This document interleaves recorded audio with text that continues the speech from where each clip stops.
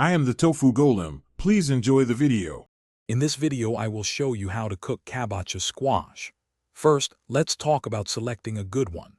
Look for a squash that feels heavy for its size and has no visible soft spots. Before cutting, wash it well.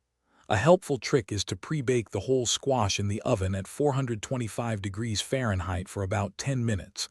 This softens the tough skin, making it much easier and safer to cut. Remember, the skin is completely edible, so peeling is entirely up to you. Now that your kabocha is prepped, let's get to cutting. Place the squash on a stable surface and carefully slice it in half from the stem to the base with a large, sharp knife. Next, grab a spoon and scoop out all the seeds and the stringy bits from the center. You can roast these seeds later if you like. Finally, cut the halves into 1/2 to 3/4 inch thick wedges or 1-inch cubes, depending on your preferred cooking method. There are several delicious ways to cook kabocha squash. Roasting is a popular choice.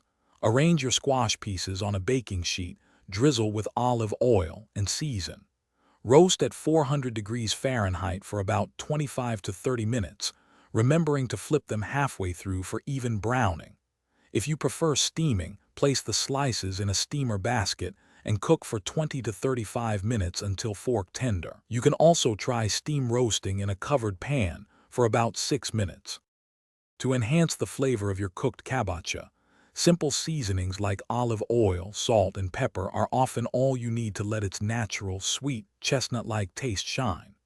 For a different twist, consider adding a drizzle of maple syrup, a sprinkle of cinnamon, or a sweet and savory glaze with soy sauce.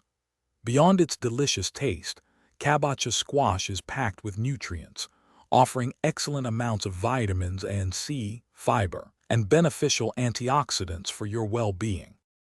Thanks for watching. Consider subscribing if we helped you today.